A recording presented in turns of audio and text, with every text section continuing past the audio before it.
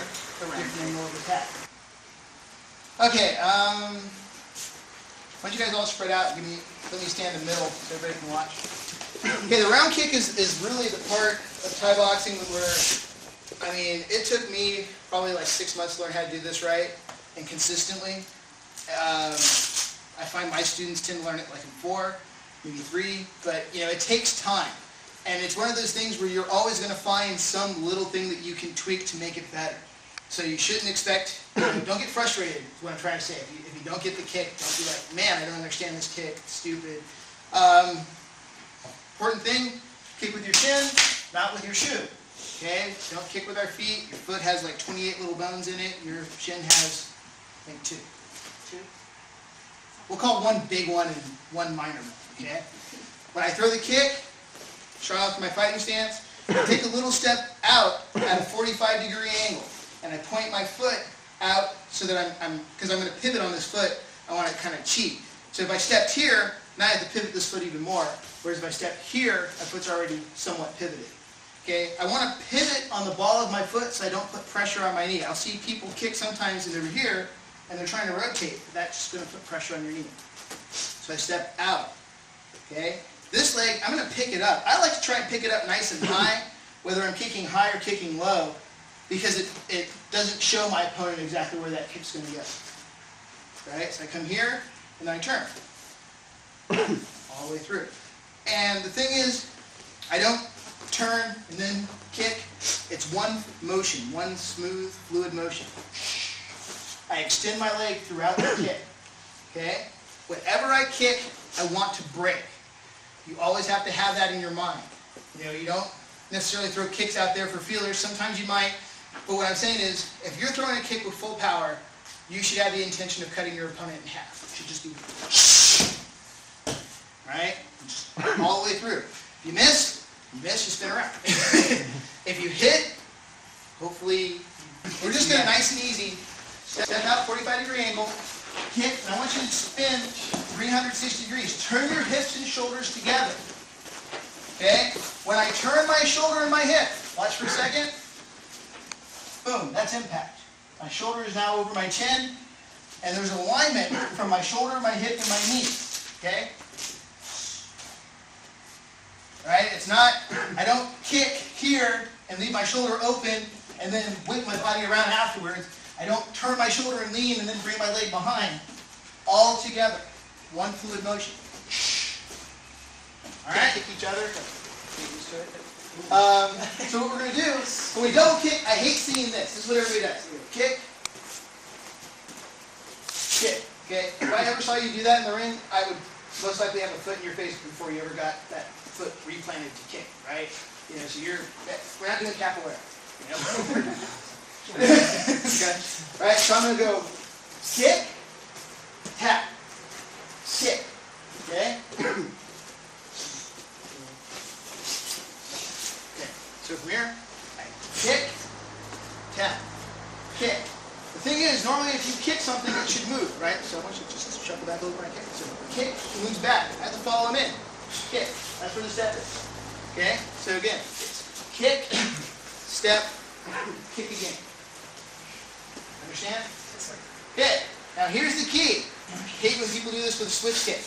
Okay? If I switch kick, I'm going to switch, kick, bring it back, step, kick. At the other seminar, people were doing this. They were going switch, kick, switch, switch back, kick. Why? You know, it's like, if you switch for the same kick more than once, if you're not doing the curly shuffle or something, I don't, you know, there's just no reason. So again, I switch, kick, step, kick. Alright? So let's go right, right, left, left. And then your partner will go right, right, left, left. Hands up. Footwork is the key to this drill. Okay? So I start off with a lead leg kick inside. I'm going to take a half step with my rear leg through the inside kick. Take a half step through the inside leg kick, through the outside leg kick. Shuffle, inside leg kick, outside leg kick. Notice there's really only, 1.5 steps there. Okay? Again, inside, outside, inside, out. This drill is to get used to the range. So make sure you're kicking with your shin and not your foot. A lot of people do this drill and they just kind of tap with their foot. I want to throw with good technique, turn my hips and shoulders, and I want to make sure I land with my shin. So we're just going to go back and forth, inside, outside, inside, outside. It's very useful. I use my front leg push kick, mostly as defense. My opponent's walking toward me, I want to keep him back, push kick. Right? If I really want to crank it up, I'm going to use the rear leg and try and generate as much power as I can. The key here, I bring this knee up, and just push straight out. Up, out. Up, out. Everybody with your lead leg, let's go. Bring it up, push forward. Get up on the ball of your foot or the foot that's on the ground. Do not switch your feet, do not shuffle around. Just bring your knee straight up and push it out. When I use my thigh, I want to stop that kick. And also with kicks, I don't necessarily just make a wall, I kind of absorb it. So bring a kick. And I can, maybe, if he kicks, kick his leg back to try and knock him off balance, set myself up to counter attack. Okay. Turn the leg out. Turn the leg out. Alright? I don't want to see leg just coming straight. It needs to turn just a little bit. Now the other thing is, if he's kicking toward my rear leg, right, I'm going to rotate away. Notice, I don't bring the leg forward, because it's like, you don't want to bring your car to try and stop the train, right? If your car needs to stop the train, get your car in front of the train, and then kind of throw it in reverse and hope you can catch it. So when he throws his kick toward my rear leg, I rotate my body back, so that essentially my leg is coming straight up from the location where it started, but now I'm in a better place to absorb this shot. The other thing is I'm going to keep my arm out here. Okay, important thing here. Any kick below my waist, I can block with my lead leg. Bang, bang. Right? So if he throws through your right leg, through your left leg low. Right? If it goes above my waist, I need to block same side. Through your right leg high. Through your left leg high. That's why. If it comes above your waist and you try and block opposite, you're going to lose your balance. Reach out with your right hand and act like you grab somebody on the opposite side. Whenever you reach with one hand and grab, you grab the opposite side. Okay? So if I reach with my left hand, I'm going to grab him on his left side. Okay? If I reach with my right hand, I'm going to grab him on his right side. The reason is, here, I pull him at an angle and off balance. If I grab him here, I pull him straight in. He's a wrestler or jiu-jitsu guy, he's now going to shoot in on me and take me down. That's only when I'm grabbing with one hand. If I'm going to grab with both hands, I can grab this way, and then if he tries to shoot in, my forearms are here to stop him anyway. So I've got control. I've got him locked in and got him pushed back all at the same time. A lot of times in here, I'll do this with somebody. I'll push them back, pull them in for the knee. Pull them into rest, shoot out, knee, back. Okay? Push and pull. But with one hand, you grab opposite side.